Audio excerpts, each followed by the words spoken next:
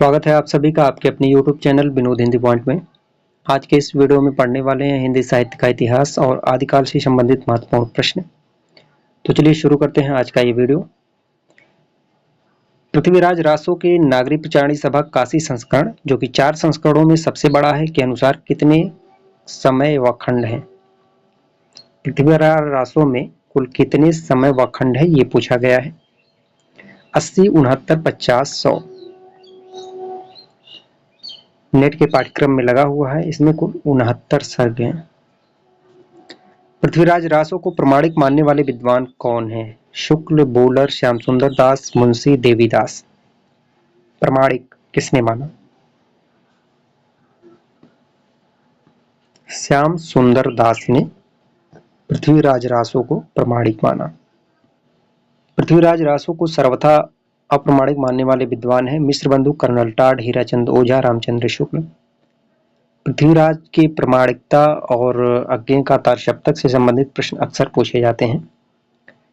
तो सर्वथा अप्रमाणिक मानने वाले विद्वान हैं आचार्य रामचंद्र शुक्ल। आचार्य रामचंद्र शुक्ल के अनुसार हिंदी के प्रथम महाकवि कौन है? शुक्ल जी के अनुसार हिंदी के प्रथम महाकवि हैं चंद बरदाई। आचार्य रामचंद्र शुक्ल के अनुसार हिंदी का प्रथम महाकाव्य कौन सा है? प्रथम कवि चंद बरदाई हैं और प्रथम महाकाव्य है पृथ्वीराज रासो। रणमल छंद काव्य के रचयिता कौन है? श्रीधर, अमीर खुसरो, विद्यापति, चंद बरदाई। रणमल छंद तो यह श्रीधर की रचना है। जयचंद प्रकाश की रचना निम्नलिखित में से किस कवि ने की? मधुकर कवि, भट्ट केदार, विद्यापति, अमीर खुसरो। जयचंद प्रकाश की रचना करने वाले हैं भट्ट केदार और जय मयंक जसचंद्रिका यह मधुकर कवि की है। पंक्तियों के रचनाकार के नाम बताना है। पुरुष कहाड़ी हो कहो जस पत्थावे पुण्य, महत्वपूर्ण पंक्ति है। तो ये विद्यापति की है। पुरुष कहाड़ी हो कहो जस पत्थावे पुण्य पूछी गई है। आध्यात्मिक रंग के चश्मे आजकल बहुत सस्ते हो गए उन्हें चढ़ाकर। जैसे कुछ लोगों ने गीत गोविंद के पदों को आध्यात्मिक संकेत बताया, वैसे ही विद्यापति के इन पदों को, ये जो कथन है, कई बार पूछा गया है। आचार्य रामचंद्र शुक्ल का ये कथन है विद्यापति के संदर्भ में। 12 बरस ले कुकुर जिए और 13 ले जिए सियार बरस, 18 छत्री जीवे आगे जीवन को धिक्कार। यह परमाल रासो की पंक्ति है। परमाल रासो आलिखंड की पंक्ति है और यह लिया गया, इसके रचनाकार हैं जगनीक। परमाल रासो के रचनाकार है जगनीक। साहित्य प्रत्येक देश की जनता की चित्तवृत्ति का संचित प्रतिबिंब है। यह पंक्ति किस आलोचक की है? आचार्य रामचंद्र शुक्ल के जो कथन है, पंक्ति है, वह परीक्षा की दृष्टि से बहुत ही महत्वपूर्ण होते हैं।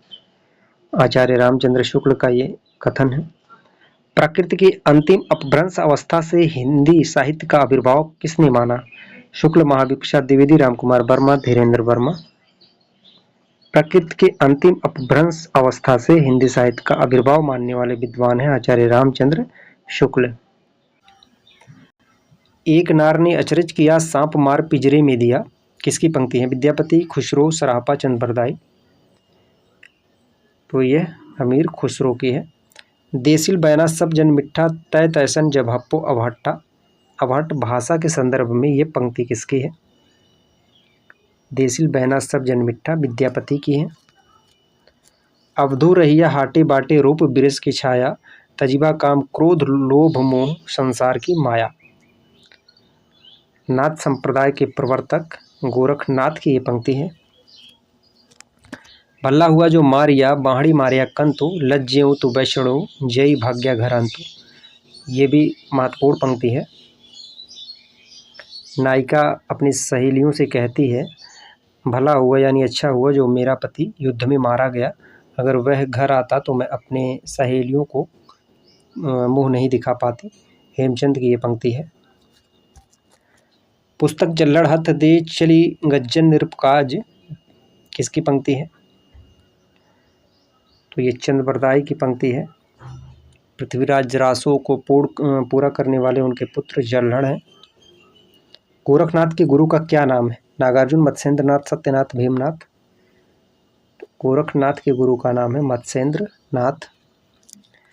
84 सिद्धों में बहुत से कछुए, चमार, धोबी, डोम, कहार, लकड़ा, दर्जी तथा बहुत से शूद्र कहे जाने वाले लोग थे।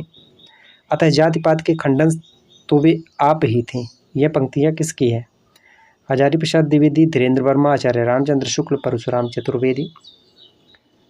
तो ये जो पंक्ति है आचार्य रामचंद्र शुक्ल की है, महत्वपूर्ण है, इसे आप नोट कर लीजिए। जहि मन पवन न संचरहि, रवि शशि नहीं पवेश, तहि बट चित्त विषाम करो, सरहि कहिस उवेश। यह पंक्ति किसकी है? लुइपा, गोरखनाथ, विद्यापति, सराफा। ये सराफा की पंक्ति है।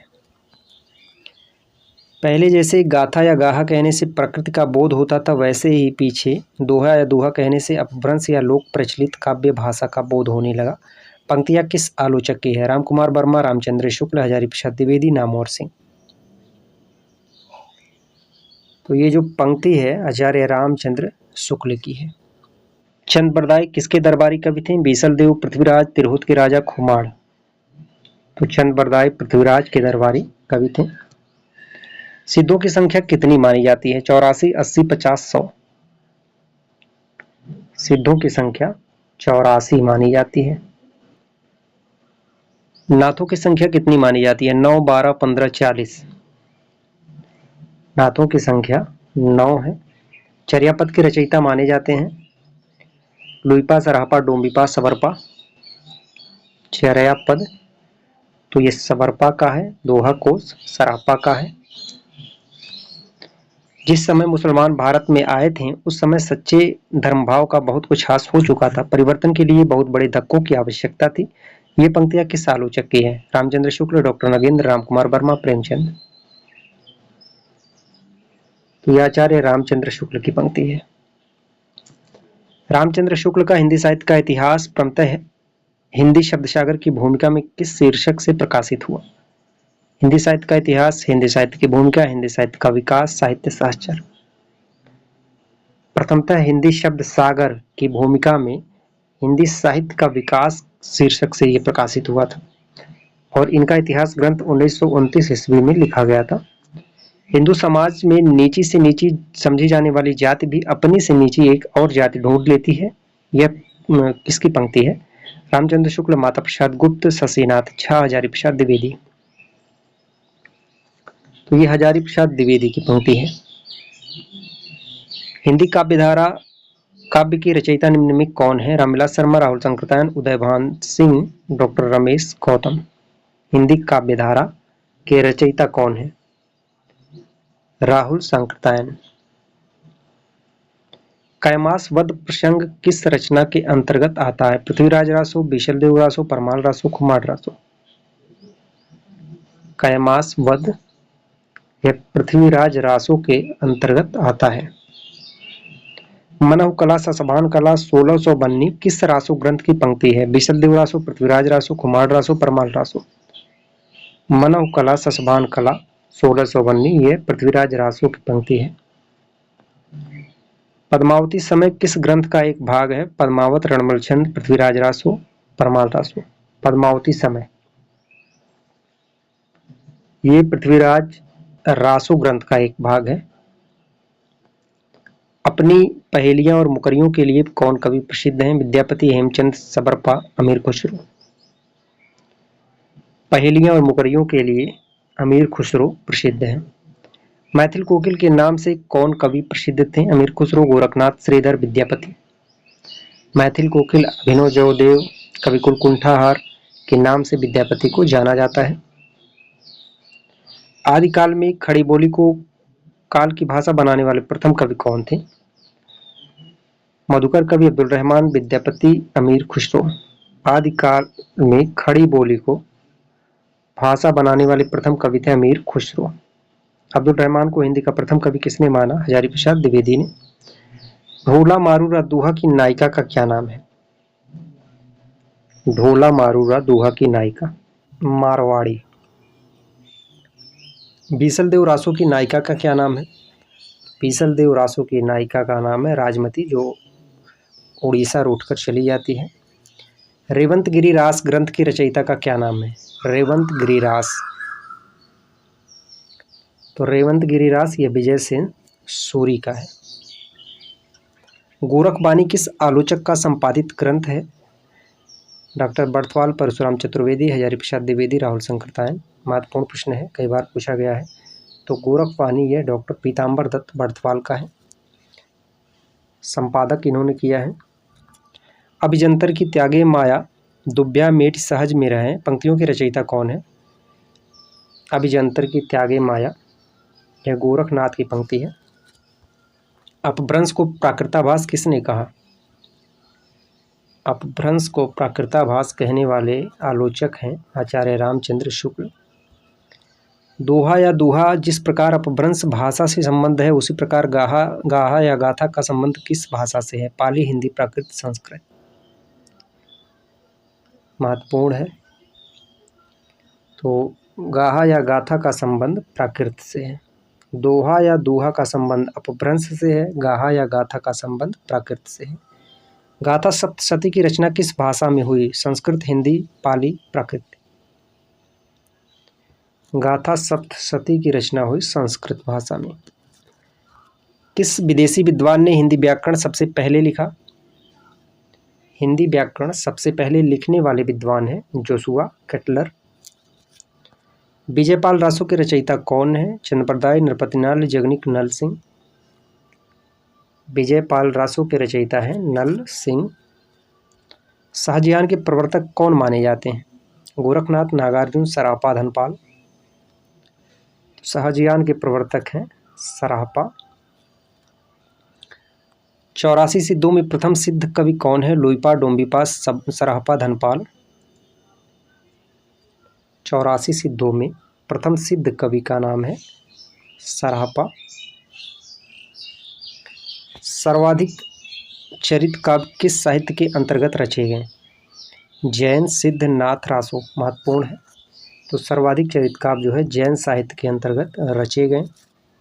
करकंड चरित के रचनाकार कौन है? पुष्पदंत, स्वयंभू, कनकाकर मुनि, धनपाल। झारखंड पीजीटी की ये परीक्षा में पूछा गया था। करकंड चरित के रचनाकार है कनकाकर मुनि। भारतीय भाषा में रचने वाले प्रथम इस्लाम धर्मावलंबी कवि कौन है? भारतीय भाषा में रचने वाले प्रथम इस्लाम धर्मावलंबी कवि हैं अब्दुल रहमान। अब्दुल रहमान प्रथम इस्लाम धर्मावलंबी कवि हैं। पृथ्वीराज रासो को सुख सुखी संवाद के रूप में रचित मानने वाले आलोचक कौन है? जितने भी प्रश्न आज की वीडियो में हैं सभी महत्वपूर्ण हैं, पूछे गए प्रश्न हैं। सुख सुखी संवाद के रूप में रचित मानने वाले आलोचक हैं हजारी प्रसाद द्विवेदी। किस हिंदी काव्य में सर्वप्रथम 12 मासा का वर्णन किया गया?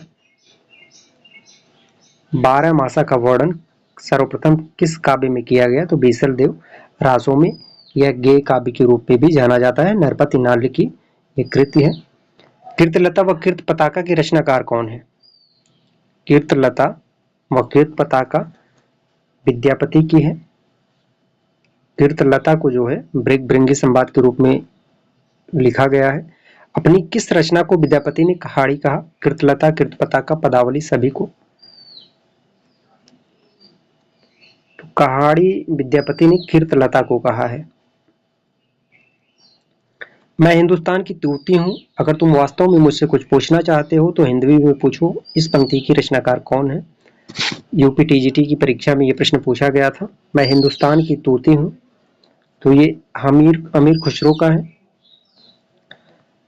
रामचंद्र शुक्ल विरचित हिंदी साहित्य का इतिहास कब प्रकाशित हुआ? हिंदी साहित्य का इतिहास आचार्य रामचंद्र शुक्ल का 1929 ईस्वी में। यह सिर नवे न राम को, ना ही गिरवे टूट, आन देव नहीं परसिए, यह तन जायो छूट। पंक्तियां किसकी है? महत्वपूर्ण पंक्ति है चरण दास की। कुटिल के सुदेश पोम परिचाय पिक्सद, कमल गंध बैसंद, हंस गति चलित मंद मंद। यह पंक्ति किसकी है? कुटिल के सुदेश पोम, तो ये चंद्रप्रदाय की है। आदिकाल को अत्यधिक विरोधी और व्याघातों का युग किसने कहा? रामकुमार वर्मा, हजारी प्रसाद द्विवेदी, अज्ञेय रामचंद्र शुक्ल।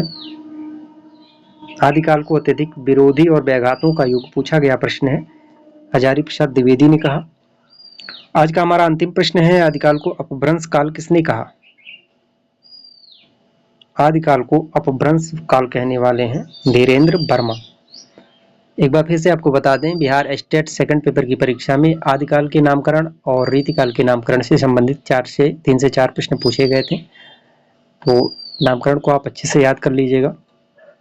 आज की प्रश्नोत्तरी यहीं पर समाप्त होती है। कमेंट करके आप बताएं इन प्रश्नों में से आपके कितने प्रश्न सही हुए। मिलते हैं अगले वीडियो में कुछ नए प्रश्नों के साथ, तब तक के लिए नमस्कार।